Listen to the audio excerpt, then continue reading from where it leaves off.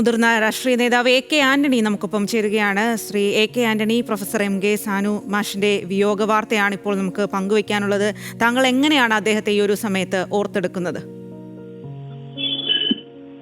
ഞാൻ പരിചയപ്പെട്ടിട്ടുള്ള അധ്യാപകരിൽ ഇത്രയേറെ ശിഷ്യന്മാരുടെ മനസ്സിൽ കയറാൻ കഴിഞ്ഞിട്ടുള്ള മറ്റു അധ്യാപകൻ അദ്ദേഹമില്ല. അദ്ദേഹം ഗുരുക്കന്മാരുടെ ഗുരുവാണ്, മഹാഗുരുതാണെന്നാണ് ഞാൻ പറയുന്നത്. 1958 വെച്ചാണ് ഞാൻ അദ്ദേഹത്തെ കണ്ടത്. തിയേറ്റർ സ്കൂളിൽ നടക്കുന്ന സമാജ ദിനാചരണത്തിൽ അദ്ദേഹത്തെ ഞാൻ ക്ഷണിച്ചു വന്നതാണ്. അന്ന് മുതൽ തുടങ്ങിയ ബന്ധം ഇന്നു വരെയുണ്ട്. ഞാൻ എറണാകുളത്ത് താമസിച്ചിരുന്ന സ്ഥിരമായി സന്ദർശിക്കും. പിന്നെ KPC പ്രസിഡന്റ് ആയപ്പോഴും മുഖ്യമന്ത്രി ആയപ്പോഴും കേന്ദ്രമന്ത്രി എറണാകുളത്ത് വന്നാൽ ഞാൻ സന്ദർശിക്കുന്ന ഒരു വീട് രാജമാഷ്ട വീടാണ്. അദ്ദേഹമായിട്ട് സംസാരിച്ച് പുറത്തിറങ്ങുമ്പോൾ ഒരു പുതിയ ഊർജം കിട്ടും. ഏത് കാര്യത്തേക്ക് സ്വതന്ത്രമായ അഭിപ്രായം പറയും.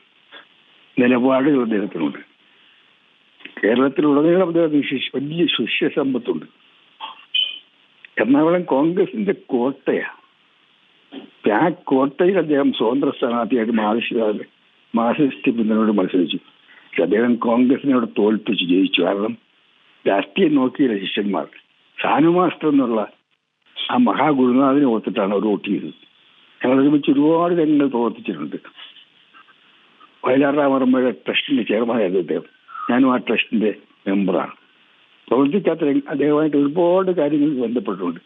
എന്നും കിട്ടുന്ന അവസരങ്ങളെല്ലാം അദ്ദേഹത്തെ ബന്ധപ്പെടാൻ ശ്രമിക്കാറുണ്ടായിരുന്നു. അപ്പോൾ അദ്ദേഹത്തിന്റെ ഭാര്യ വൈക്കത്തുള്ള TK മാധവന്റെ മകളാണ്. ആ നിലയിലും ഞങ്ങൾ തമ്മിൽ ബന്ധമുണ്ട്.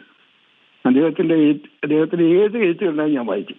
എൻ്റെ അഭിപ്രായം അദ്ദേഹത്തെ വിളിച്ച് പറയും. ആരെക്കുറിച്ച് എഴുതിയാൽ അദ്ദേഹത്തിന് ഏറ്റവും കൂടുതൽ അദ്ദേഹത്തിന്റെ ലേഖനം ഞാൻ വായിച്ചത് മയ്യനാട് നടന്ന ഒരു സാഹിത്യ സമ്മേളനത്തിൽ എറണാകുളത്ത് ടാക്സി പിടിച്ച് വയലാർ വന്ന് വയലാർ രാമഭയം കൂട്ടി തകഴിച്ചെന്ന് കണ്ടുപിടിച്ച് വയനാട് പോയ സംഭവത്തെ കുറിച്ചാണ്. അദ്ദേഹത്തിന്റെ ഓർമ്മശക്തി അപാരമായ ഓർമ്മശക്തിയാണ്. അദ്ദേഹത്തിന്റെ ജന്മദിനത്തിൽ കൈനാശം ഞാൻ വിളിച്ചപ്പോൾ അദ്ദേഹത്തിന് കിട്ടിയില്ല. മകളെ തിരിച്ചു വിളിച്ചു. അദ്ദേഹത്തോട് ഞാൻ ചോദിച്ചു, മാസ്റ്റർ ഇങ്ങനെ സഞ്ചരിക്കണം മാസ്റ്ററെ? അദ്ദേഹം അത് ശരിയാണ് ആന്റണി, ഈ കാല് വയ്യ, കാലിൽ നീരാണ്, പക്ഷെ എന്നാലും ഞാൻ പോകും. ഈ യാത്രയാണ് എൻ്റെ ഊർജം, അതില്ലെങ്കിൽ ഞാൻ കിടന്നു പോകും. കഴിഞ്ഞ 3 ദിവസം മുന്നേ വിളിച്ചപ്പോൾ മകൻ പറഞ്ഞു ഐശ്വര്യാണ് മാസ്റ്റർ എന്നോട് പറഞ്ഞു. ശ്രീ എ കെ ആന്റണി, ഒരു സാധാരണ മനുഷ്യന്റെ ജീവിതത്തിൽ നിന്നാണ് അദ്ദേഹം ഈ ഒരു മേഖലകളിലേക്കൊക്കെ കടന്നു വരുന്നത്. പ്രത്യേകിച്ച് അദ്ദേഹം സാഹിത്യത്തിൽ മാത്രമല്ല, പിന്നീട് രാഷ്ട്രീയത്തിലും ഒരു കൈനോക്കി നിയമസഭാംഗമായൊക്കെ പ്രവർത്തിക്കുകയും ചെയ്തിരുന്നു. നിങ്ങൾ തമ്മിലുള്ള ചർച്ചകളൊക്കെ അത്തരത്തിൽ ഏത് രീതിയിലായിരുന്നു ഉണ്ടായിരുന്നത്?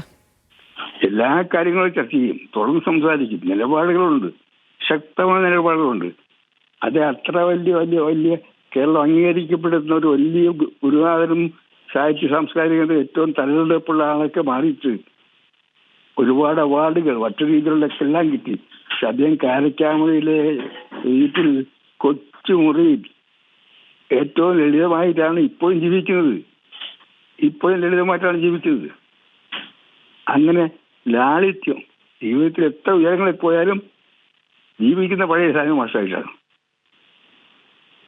അങ്ങനെയുള്ള ആൾക്കാർ അസാധാരണമായ വ്യക്തിത്വമാണ്. കേരളത്തിന് വലിയ അനുകരണീയമായ കേരളത്തിലെ ചെറുപ്പക്കാർക്ക്, പ്രായമുള്ളവർക്ക്, സാഹിത്യകാരന്മാർക്ക്, രാഷ്ട്രീയക്കാർക്ക്, ബുദ്ധിജീവികൾക്ക് എല്ലാം എന്നും ആദരിക്കാവുന്ന, എന്നും അവർക്കൊരു പ്രചോദനമായിരുന്ന, ഉത്തേജിപ്പിച്ചിരുന്ന അദ്ദേഹത്തെ പോലുള്ള ഗുരുനാഥന്മാർ കേരളത്തിൽ ഇനി ഉണ്ടാകുമെന്ന് അറിയത്തില്ല. ഞാൻ അദ്ദേഹത്തെ ഒരു മഹാഗുരുനാഥനായിട്ടാണ് കാണുന്നത്. അദ്ദേഹത്തിന്റെ വേർപാടിന് എനിക്ക് അഗാധമായ ദുഃഖമുണ്ട് ഞാൻ രേഖപ്പെടുത്തുന്നു. എ കെ ആന്റണി, അത് മറ്റൊരു കാര്യം, കൃത്യമായ രാഷ്ട്രീയം ഉണ്ടായിരുന്ന ഒരു ആൾ കൂടിയായിരുന്നു സാനു മാഷ്. അപ്പോൾ അദ്ദേഹം പല സമയങ്ങളിലും എടുത്ത നിലപാടുകളൊക്കെ അത്തരത്തിലായിരുന്നു. അതിനെയൊക്കെ താങ്കൾ ഏത് രീതിയിലാണ് ഈ ഒരു സമയത്ത് ഓർക്കുന്നത്? അദ്ദേഹം ഒരു പുരോഗമന ചിന്താഗതിക്കാരനാണ്. തെറ്റുകൾ ഉണ്ടാകരുത്, കേൾക്കും.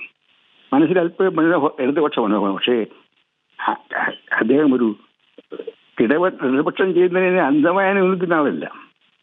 സ്വതന്ത്രമായ കാര്യങ്ങൾ പറയും. അത് ഇടതുപക്ഷത്തിന് ഇഷ്ടമില്ലാത്ത കാര്യവും അദ്ദേഹം ചെയ്യും. ഇടതുപക്ഷത്തിനെ എതിർക്കുന്ന വേദികളിലും അദ്ദേഹം പോകും. അത്തരത്തിൽ വേദികളിൽ അദ്ദേഹം പോകുന്നതിന് ഇടതുപക്ഷക്കാർക്ക് എതിർപ്പെടുന്നത്. പക്ഷെ എന്നാലും അവിടെയും പോകും. അങ്ങനെ അദ്ദേഹം ഒരു അന്ധമായ ആളൊന്നുമല്ല. അദ്ദേഹത്തിന് സ്വന്തം അഭിപ്രായങ്ങളുണ്ട്. അദ്ദേഹത്തെ ഏതെങ്കിലും ചാപ്പ കുത്താൻ ഞാൻ ആഗ്രഹിക്കുന്നില്ല. ഞാൻ കേരളത്തിൽ ഏറ്റവും കൂടുതൽ ആദരിച്ചിരുന്ന വ്യക്തിയുള്ള ആളാണ് അദ്ദേഹം. ശരി, വളരെയധികം നന്ദി.